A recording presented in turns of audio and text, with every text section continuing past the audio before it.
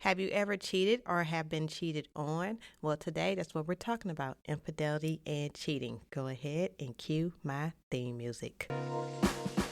Hey Rebel, welcome to Untoxify Your Relationship. Here we will talk about all things healthy and how to get that toxic mess out of you and your partnership. I'm your host, Melissa Webb, a practicing licensed mental health therapist with 10 years experience. All right, let's go ahead and hop into it. Hey y'all, happy whatever day you're listening to this podcast on.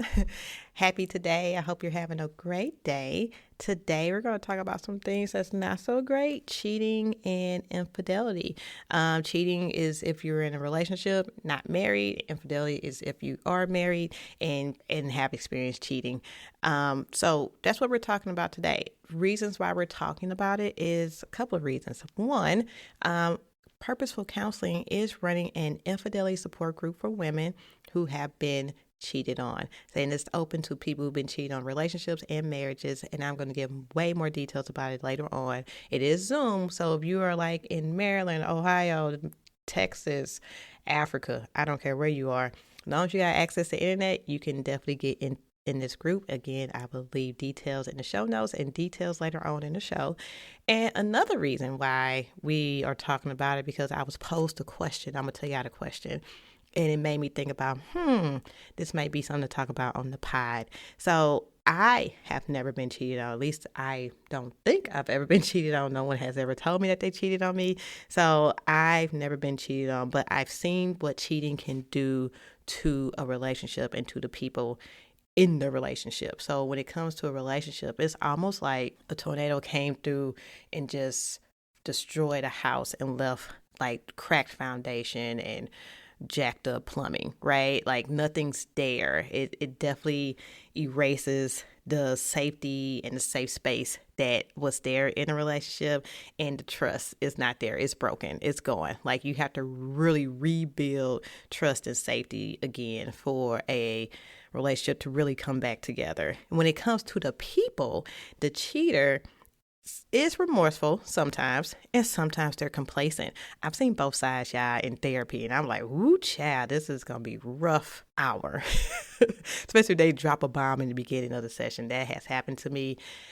Shout out to any therapist that's listening. If that's happened to you, let me know. But if you are the person that's been cheated on, usually it's devastation. You're broken. It's almost like the rug been lifted from under you and your whole world is crashing. I also seen the other side of that of like, yeah, I know he cheating and I'm cheating too. I'm like, whoa, so sometimes there are two extremes to these people. I've never seen anything in the middle. But the question that was posed to me that sparked the idea for this podcast is, can a relationship survive cheating? And I'm not going to answer that right now. What I am going to do, we're going to talk about David and Bathsheba's story, and I'm going to answer it through their story. And that's how we're going to do this. So let's go ahead and hop right into it. If you don't know, David and Bathsheba is a very popular story in the Christian community. It's found in It's found in 2 Samuel 11 chapter. And it tells the story of David. This is one of his downfalls that he has. But we're going to talk about all things. So let's just hang in there. So David was supposed to be at war with his army, but he decided to stay at the crib. He sent Joab, which is his general. He sent Joab out to do all the fighting. So as we see, David is at home when the kings are supposed to be at war with their armies. If y'all don't know David is the person who killed Goliath. David is the person that was on the run from Saul and had his army with him out here still being a killer, running from Saul, and had a whole army to protect him. This is David. David was a fighter. Like, he was a killer and he was a leader. Now, if David is a killer and a leader, why is he not with his army? That's a question I need to ask David. However, because he was not with his army, he was out of alignment with God. And because he was out of alignment with God, it left him wide open to his flesh. And this is a lesson to everyone. You gotta be in alignment with God, or you'll be tempted to other stuff that ain't aligned with God. And we're going to see how that plays with David later on. So you just need to be very vigilant with your actions, decisions, and your surroundings, because that's where that discernment has to be high in order to know like where God wants you to be. If God is like, I want you to be out here fighting with your army, and you're like, meh, I'm gonna stay at the palace. God like, okay, we gonna see how this gonna play out. It's not gonna be good because I need you where I need you to be. So one evening, David, again, chilling at the palace, and I'm going to say he's bored, because when you're not doing what you're called to do, you're bored. Because ain't no way you getting fulfilled if you're not fulfilling yourself in your promise. Like, you're bored, okay? He saw a woman bathing on top of a roof. That's what they did back in the day. So don't come for Bathsheba talking about she being hot or fast. No, they bathed on top of roofs. So don't come for her. David found out about her and sent messengers to get her.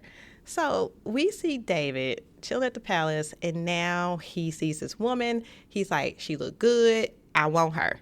Again, the flesh is fleshing.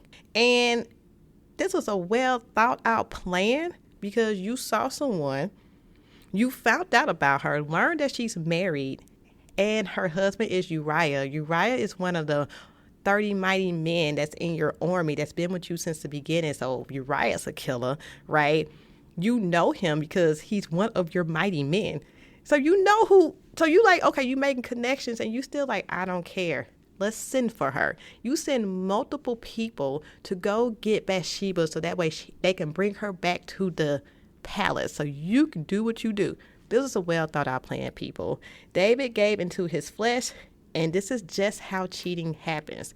Cheating happens where you're not where you're supposed to be, and then your flesh starts fleshing, and then you wonder, well, how did I get here? Because you're not where God wants you to be. You're not aligned. You don't just wake up one day and be like, yeah, I'm about to go cheat today. It happens over time. Like, it's the, oh, you see a coworker, she looks nice, some things are happening at home, and you're like, and then next thing you know, you're talking to your coworker, and then you're getting to know your coworker, and then now you're complaining about your partner to your coworker, and then your coworker saying, well, I can help you with that, and then next you know, you're in a hotel room. This just doesn't happen one day. Like, this is something that happens over time. And what the enemy does, he starts to plant thoughts in your head. And so it's like, you know, at home it ain't this fun, but your coworker's fun. You're like, he or she is fun, right? So you start to get these things planted in your head, and it starts to brew whatever is going on. Because again, when you're not aligned, this is what happens. So there's a verse in Peter in the New Testament that says, be sober-minded and alert. Your enemy, the devil, prowls around like a roaring lion looking for someone to devour. So me being me, I love National Geographic. I was like, let me look up and see, how do lions kill their prey? So lions do a couple of things. First, they stalk them, then they pounce, or they knock them over. Then they tend to target the weakest, the slowest, or the sickest animals. Is this not the devil? He gonna stalk you until you leave the door open. He's going to stalk you until he find a way he can get in to get you. And he gets you in 3 different ways. When you're at your weakest, this is when you're spiritually, emotionally drained, or disconnected from God. He like, oh, they ain't in alignment. Cool, let me pounce. Or he gets you when you are your slowest, right? When you're slow or resisting change or repentance. These are the people who are procrastinating or are complacent with their sin. They just like, yeah, I get around to forgiving. Yeah, I get around to, stop having sex before marriage. Yeah, but I mean, everybody's doing it though. So why should I have to do it? I guess, God, I'll do it. He's like, oh, say less. Let me get those people too, because they're slow. And then the last person is he get the sickest animals, right? Or the sickest people. So what that looks like is when your body is literally sick with sin. Sin weakens your discernment. And it also keeps you bound. So the devil's like, oh, he just out here just sinning, or she just out here just sinning. Say less. Let me just keep adding to the sin. Right? So this is how the devil attacks when he's prowling around like a roaring lion. He's trying to get the weakest, the slowest, and the sickest people, because those are the easiest people for him to get. You're welcome. So now we see David. He sleeps with Bathsheba, and now she's pregnant. And so now he's like, oh, snap. She's pregnant. This is bad. I can get stoned, and she can get stoned. We can die. Like, that's a real thing, because in the law of Moses, that was something that was discussed. Like, yeah, if you cheat, you get stoned. And so he could have died. But because David is king, he used his power, not for good in this sense. He used his power to get himself out of a situation. So now Uriah's on the scene, right? So he takes Uriah from fighting in the war, then brings him home to the palace. And his whole thing with Uriah is, if I can get Uriah to sleep with Bathsheba, then it will look like Bathsheba got pregnant by Uriah. Okay, David, like, you over here scheming, like, for real. Like, what are we doing? But that's the plan, that's the bright plan that David came up with. So let's talk a little bit about Uriah. Uriah is loyal. Again, Uriah been around for a minute fighting with David. He's one of David's mighty men, and he was just one loyal person, and again, a straight killer. The thing I have with David is, so David was out of alignment. He wasn't at his calling, right? Because his calling should have been out there on the battlefield fighting with his other men. So he takes one of his men that is in his calling and bring him back to the palace. And we're going to see how this plays apart, because Uriah's so loyal, and David was trying to get him to go sleep with his wife. And Uriah was literally like, nah, how can I sleep with my wife when I'm supposed to be out here fighting for you and, fighting this war? Like, my loyalty is right now is to you and this war, not to my wife. And baby, I was like, see, that's what happens when one person is out of alignment. They try to drag other people that are in alignment with God out of their calling. They just try to, mess them up, like, nah, you come over here with me. And that's what happens when you get with a counterfeit. They try to pull you off course with them. And that's literally what David was trying to do. He was like, nah, go sleep with your wife. He's like, bruh, I'm supposed to be fighting right now. What? Why am I here? And we see how that can happen with counterfeits. Next day, David did get Uriah drunk. He had him have dinner at the palace and got Uriah drunk, but Uriah still didn't go home and sleep with his wife. So now David's like, crap, go ahead, go back to war. Now I got to think of something else. He told his general Joab, was like, yo, bruh, have Uriah killed on the front line. And Joab said, say less. I mean, he is the general. He followed orders, and that's what he did. So Uriah represents the person that has been cheated on, right?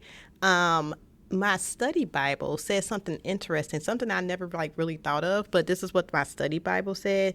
It said that Uriah may have heard gossip or rumblings about Bathsheba and David having sex, which kind of makes sense, because if you're going to the palace and the palace people saw this happen, then yeah, there might be some people gossiping. My thing with this is, if he heard that, his loyalty, again, was so strong to David.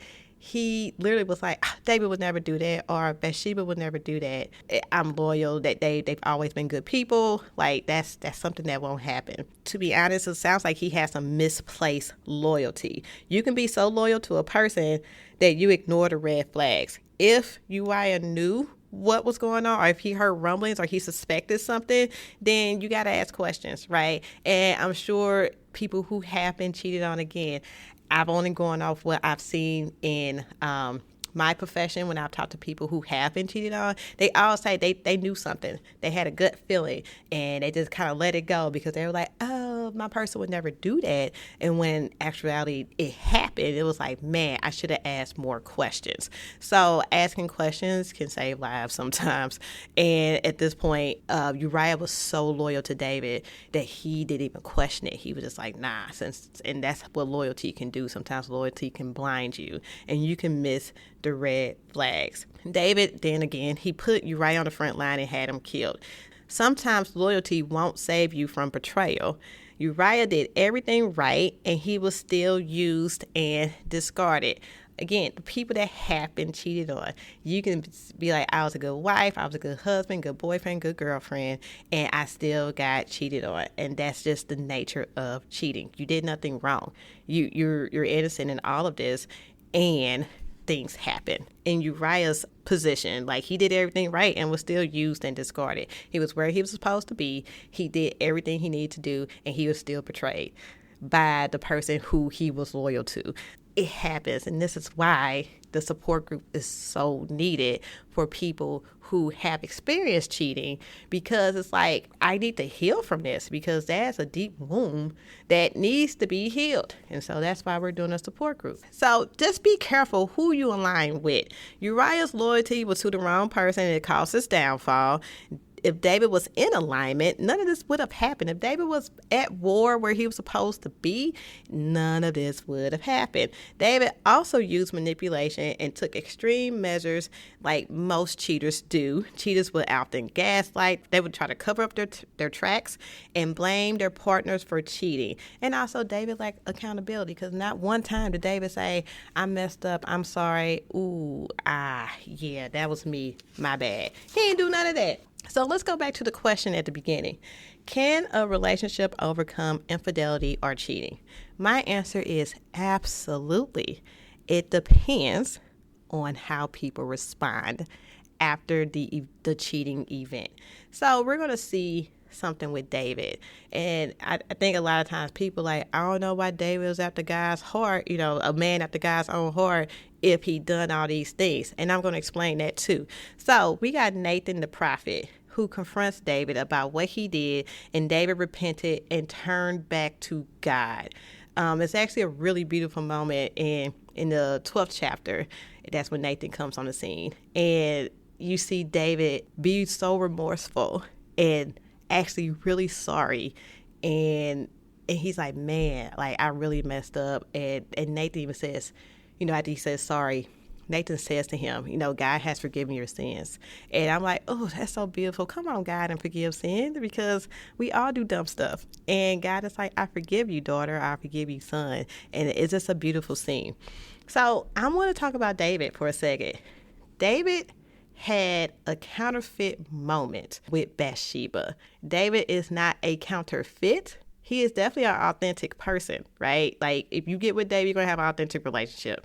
But David definitely had a counterfeit moment. And what's counterfeit moments? The moments when the flesh is weak and you do some counterfeit stuff, in this case, cheating. Now, if David would have responded to Nathan with more excuses, then he would have continued a cycle. And then that's when you can become a counterfeit. So you can definitely move from authentic to counterfeit. You can definitely move from counterfeit to authentic. It's how you respond and how you want to move moving forward between you and God, right? David still bared good fruit. He was able to get connected back to the source, which is God. Healing took place when faced with the truth. Nathan came to him and was like a real friend and was like, you tripping. You should not have done that. And when he was faced with the truth, David was like, you know what? You're right. I messed up. And there were consequences, right? The baby that Bathsheba got pregnant with ended up dying. When the baby died, David didn't have sex with her again. Of course, they're married at this point. After Uriah died, they had sex again, and she got pregnant, and she was pregnant with Solomon. And y'all know Solomon was one of the wealthiest, wisest kings that Israel ever had. And the other consequences was, like, that family line was jacked up after David, just because of all the things that's happened. Even when David was alive, his other son Absalom tried to take over the kingdom. So there were definitely consequences that came from David's actions.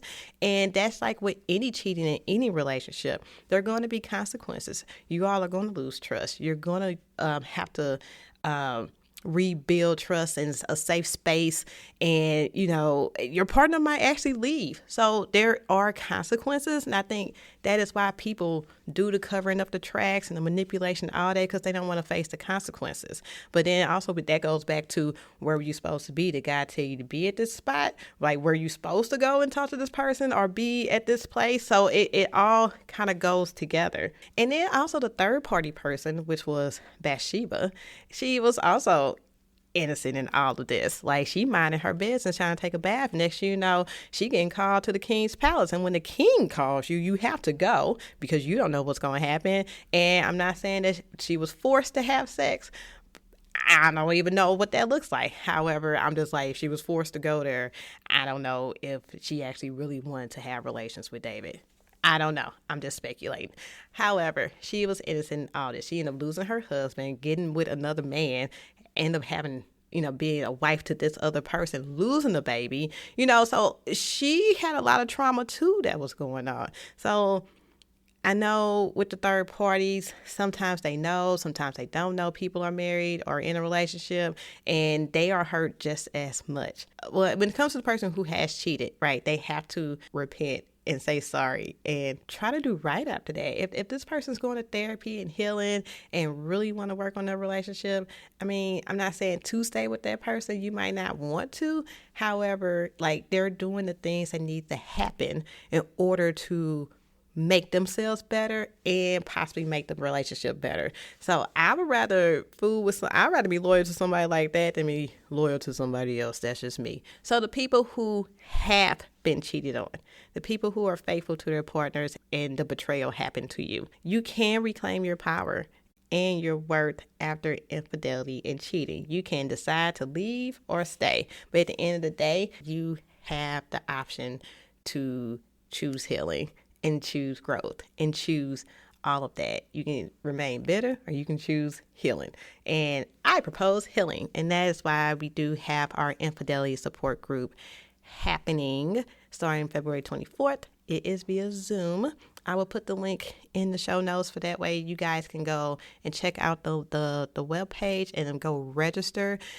We are taking up to 10 people. So if you are one of 10, cool. I say go sign up and really register for this class. It does cost money. You will find that out on the website.